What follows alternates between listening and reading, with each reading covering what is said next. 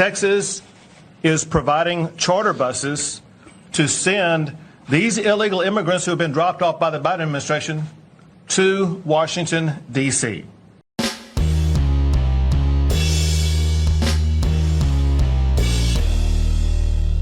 How's everybody doing? My name is Anthony Brian Logan, and today we got to talk about Texas Governor Greg Abbott signing some orders to send busloads of illegal aliens from Texas to Washington, D.C. Now, I personally hope they get placed right on the steps of the Capitol, right on the steps of the White House. That'd be poetic justice for sure, because you guys in D.C., the administration, the Joe Bidens, all these people, the staffers behind the scenes, that particular crew, they are responsible for the illegal alien surge. They want to rescind certain things, implement certain things. So rather than the small cities and whatnot in towns in Texas dealing with it, rather than the ranchers trying to arm themselves, dealing with the criminal aliens coming across the border illegally, rather than that happening and them just being burdened with it, you guys in DC that are behind all this, you deal with it. How about that? And maybe if you guys got to deal with it up there, you might think twice about this whole illegal immigration thing. Maybe it's not so great for the good old US of A. Now, before I go any further, let's roll the clip. In this clip, you're going to see more from the beginning clip. You're going to see more context. And after we get done watching that, I'll come back. I'll talk about what was said there. Then I'll give you the rest of my 2 cents and my deep detailed analysis. And then I'll wrap it on up with a nice bow on top. So without further ado, let's go ahead and roll it. Crossing the border from Mexico into Texas. And at this time, I'm going to sign my directive to Colonel McCraw, the director of the Texas Department of Public Safety.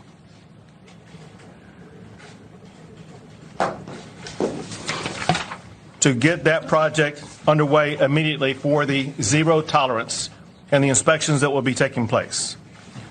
Second, to help local officials whose communities are being overwhelmed by hordes of illegal immigrants who are being dropped off by the Biden administration.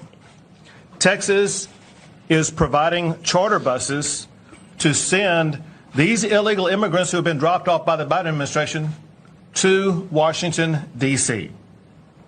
We are sending them to the United States Capitol, where the Biden administration will be able to more immediately address the needs of the people that they are allowing to come across our border. To get that going, I'm going to sign a letter to Chief Nim Kidd with the Texas Division of Emergency Management, who will be in charge of this operation.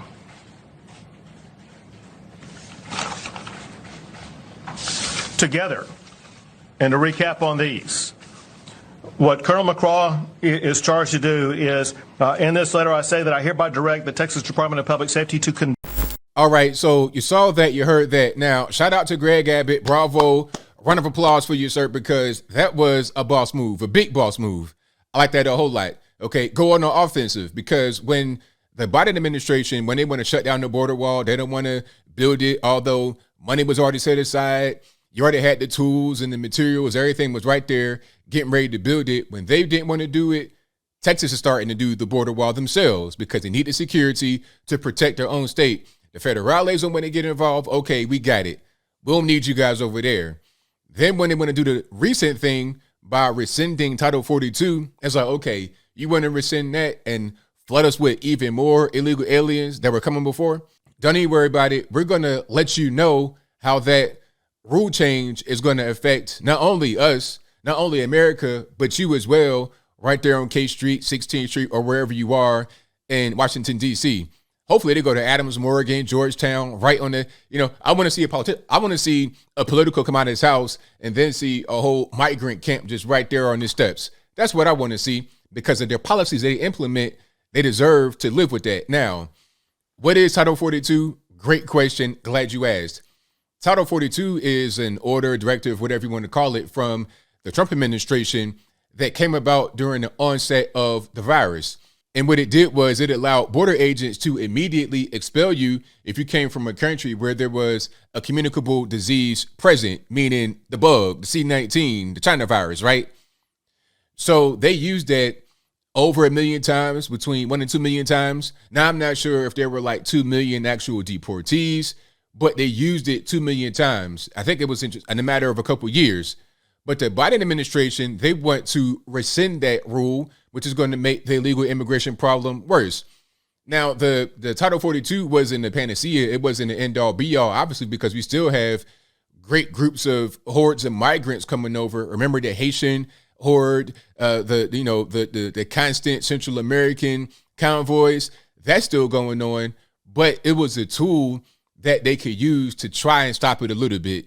It wasn't perfect, but it was something that was used quite a few times, almost 2 million times. But now they want to rescind it. So you already have the problem with illegal immigration coming across, minimal border security. I heard they wanted to send some of the border agents to Ukraine or Poland, Eastern Europe. It's like, really?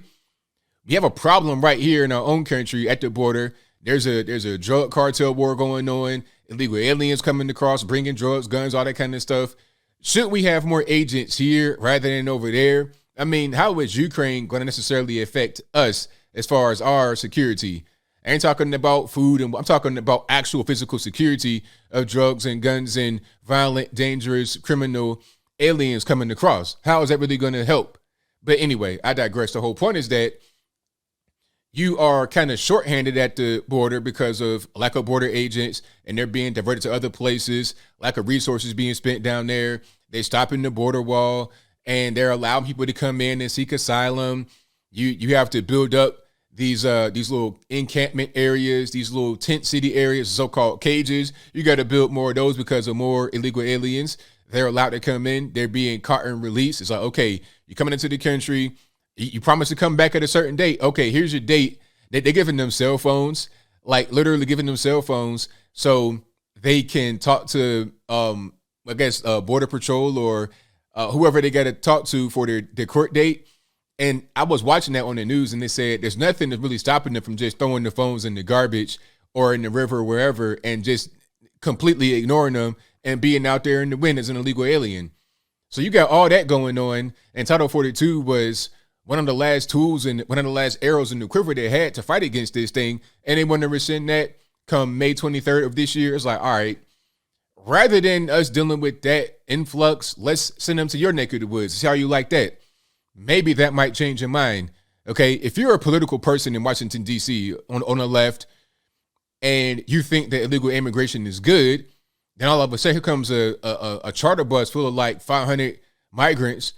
You might think twice about that. And if that keeps coming over and over again, you constantly getting new buses.